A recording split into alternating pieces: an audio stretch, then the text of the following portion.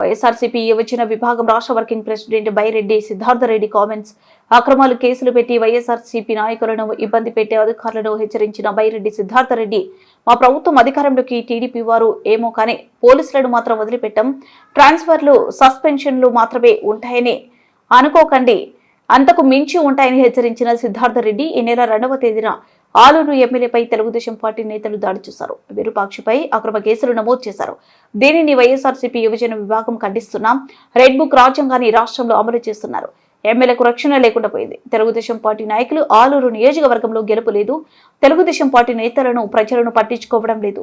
దీన్ని గమనించిన సీఎం చంద్రబాబు ఆదేశాలతో తెలుగుదేశం పార్టీ నేతలు దాడి చేశారు. 3 కేసులు నమోదు చేసి వైఎస్ఆర్సీపీ ఎమ్మెల్యే అనుచరులపై అక్రమ కేసులు నమోదు చేశారు. ఎమ్మెల్యే విరూపాక్షిపై ఎటువంటి క్రిమినల్ కేసులు లేవు, అయినా ఎటువంటి మచ్చలు లేదు.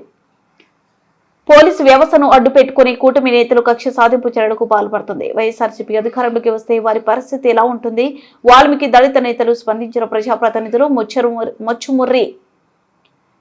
ముచ్చుమర్రి మైనర్ బాలిక మిస్సింగ్ కేసులో ఎందుకు స్పందించడం లేదు? ఆదోని ఎమ్మెల్యే టీడీపీ పార్టీ జిల్లా అధ్యక్షురాలు వేదిక సాక్షిగా దళిత సర్పంచ్ ను అవమానించారు.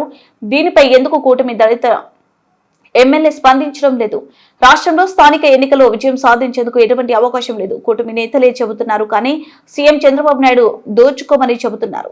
శాసనసభ్యులు విరూపాక్షి గారి పైన, ఆయన సోదరుని పైన, అలాగనే వైసీపీ కార్యకర్తల పైన తెలుగుదేశం పార్టీ వాళ్ళు దాడి చేయడమే కాకుండా తిరిగి మళ్ళీ వాళ్లపైనే అటెంప్ట్ మర్డర్ కేసులు పెట్టి ఈరోజు విరూపాక్షి గారిని, శాసనసభ్యుల్ని అరెస్ట్ చేయడం జరిగింది. ఇందులో భాగంగా ఈరోజు ఆయనను కలిసి ఆయనకు మేమంతా వైఎస్ఆర్ కాంగ్రెస్ పార్టీ తరఫున, యువజన విభాగం తరఫున మేమున్నామని చెప్పి ఆయనకు ధైర్యం చెప్పడానికే ఈరోజు వచ్చి విరూపాక్షి గారిని కలవడం జరిగింది. ఒక బాధాకరమైన సంఘటన ఏమ్రా అంటే, గడిచిన 2-2.5 సంవత్సరాలుగా ఈ రెడ్ బుక్ రాజ్యాంగంలో దాడులు వాళ్ళే చేస్తున్నారు, మళ్ళీ తిరిగి కేసులు పెడుతున్నారు. చిన్న చిన్న వాటి నుంచి పెద్దదాని వరకు అమాయకులను ఇబ్బందికి గురి చేస్తూనే ఉన్నారు. కానీ ఈరోజు పరాకాష్ట ఎక్కడికి పోయిందిరా అంటే, ఒక ఎమ్మెల్యేకు కూడా రక్షణ లేదు ఈ ఆంధ్ర రాష్ట్రంలో అని చెప్పి తెలియజేస్తూ విరూపాక్షి గారిని అరెస్ట్ చేయడం జరిగింది.